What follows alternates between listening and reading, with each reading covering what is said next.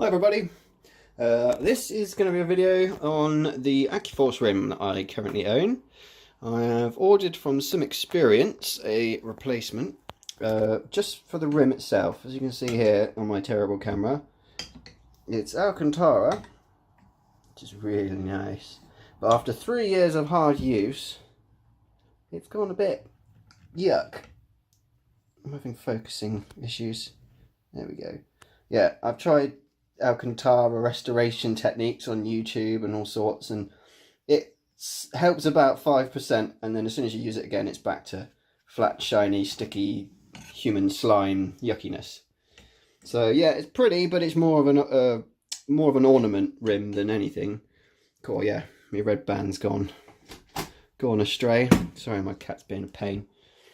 So I have finally today a replacement, and it costs way too much money because I live in the UK, obviously. I had to pay a lot to get it here. That's something else, which I'll show you in a moment, but I got the Duramold replacement. It's a nice name, isn't it? Well, basically, it's exactly the same rim, but it has leather instead of alcantara.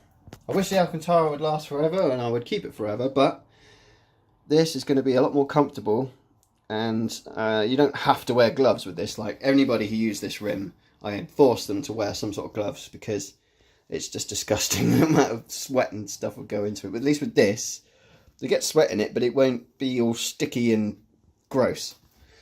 I'm just noticing now, one difference majorly is there's no top band, which is a little let down. I thought it had one, but obviously not. Some of these cuts here are a little bit rough, but I'm not too fussed about that. Still got the horn button. So yeah, so we're going to get in and fit this and see how she goes. Oh yeah, another thing worth mentioning is the diameter. Supposedly, according to the website, let's get it lined up, is slightly smaller, but looking at it, it might be. There's really not much in it, so I'm going to say it's about the same size. But hey ho, it's going to feel a lot better, I'm hoping. It does feel really nice in my hand there, really good. I'm not really a thumb rider, I'm a thumb gripper, but yes. So let's get on and fit this thing, and we also get a chance to see what this looks like with the rim off. So let me mount the camera.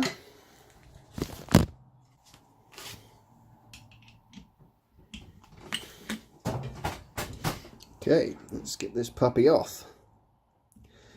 It's these three. Three of these are just for show. Actually, no, I think they keep this round fascia on. It's only these three that actually go into the wheel itself, to the bottom box and to the hub.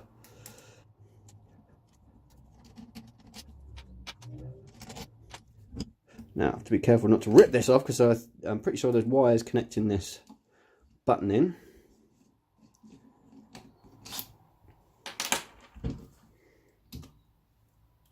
Yep. Let's pull these puppies off. Now, the bottom one's black and the top one is red. Make sure we get those the right way round. And there she blows. Hold it properly in. Oh yeah, yeah, it is smaller. I've got the bottom lined up, and then look at the top, and there's about 10mm difference. So that's cute. So what that really means is you'll get a little bit more torque from the gripping of the diameter, because there's less diameter, you'll have less leverage, so it should be a little bit more ferocious. But then I'll just tune around that to, you know, to get it to feel comfortable. And great, they're different positions. So bottom one would be the middle one, so we want the top one now to be typical. Never easy.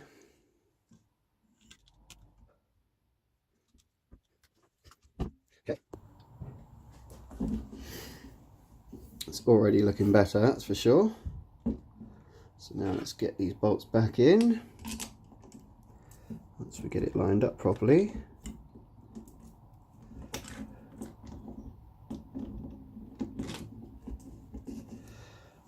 Okay, whiz these down.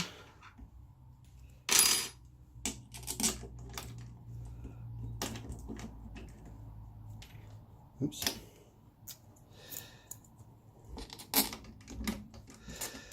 So these are long so that they go through the button box to this hub.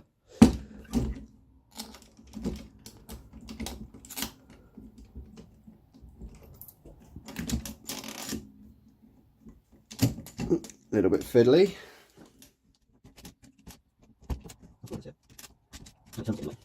Still getting in the way. Oh, they turn all the way around, that's helpful. Let it go in now. Be careful not to pinch anything. It's a bit of a strange design where the tabs are so blooming big. I don't want it to bust anything. Oh, white one's there. Green light. I think that should be. Trying to fit the terminals and the wires in a gap, the recess underneath. Okay, I think that's a bit better. Still doesn't quite feel right, but hey. Let's start buttoning it down. Stopping it from running flat. Bear with, guys. I don't want to break it. Yes, watch out for this, guys. Terminals do turn around, so you have to turn them into the... Excuse me. Have to turn them into the right position. Let's see if I can show you. Like here. We need to get these turned so that they don't clash with anything. Oh, that was a bit pinched.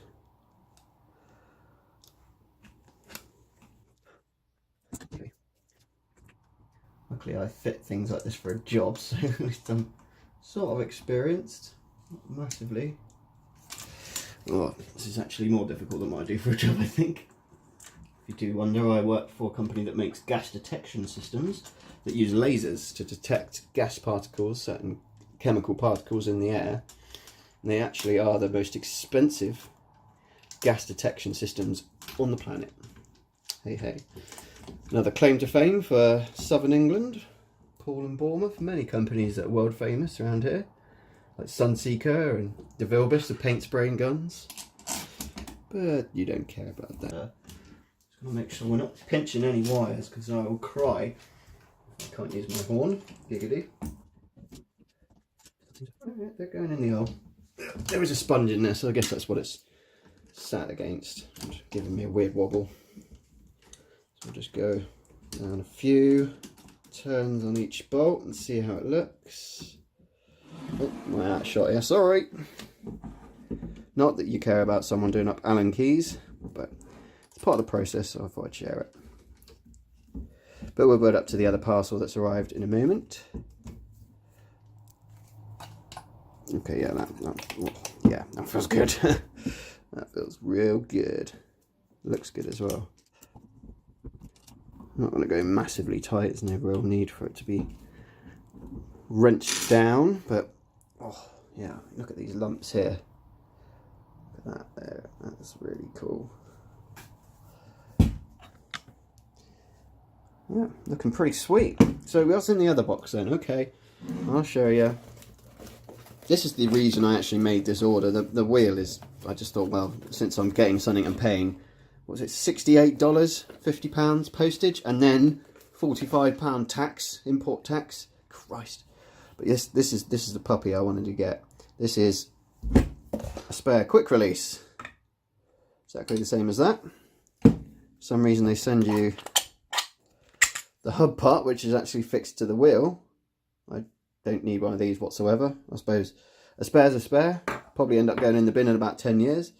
But yes, this is a spare quick release, which allows me to bolt any other wheel I want on there. So if I wanted to, I could just bolt this on. For instance, I'm not going to. This is going to live on the wall from now on. But yeah, this will allow me to get Nicky Grist rally rim or a Formula rim, or I'm actually thinking about swapping this one out for the Formula rim so I can use the buttons if only when I'm doing Formula stuff. I'll just swap it back when I want to go back to it as it is here. So yeah, this should open up a little bit more of a, you know, a bit more tunable field for my Accu-Force. I can have different diameters, different sizes and shapes, and oh, God knows what. I'm going to be hopefully getting a Formula rim and then putting like LED heads-up display whatnots on it, and yeah, that'll be in a few weeks' time perhaps. But yeah, cheers for joining me. I thought I'd share that as it's worth sharing. If I spent so much bloody money on something like this, I mean, Christ, you think for a wheel and that, I paid £200. £200! Yeah, it's quite a lot. And everyone at work was like, you're bloody crazy. So you can pick a wheel up like this for 50, 60 quid, and you could probably make that if you had a machine shop for about 40 quid. So, hey ho, watch this space, more rims are coming. Giggity. Thanks guys, see you in the next one.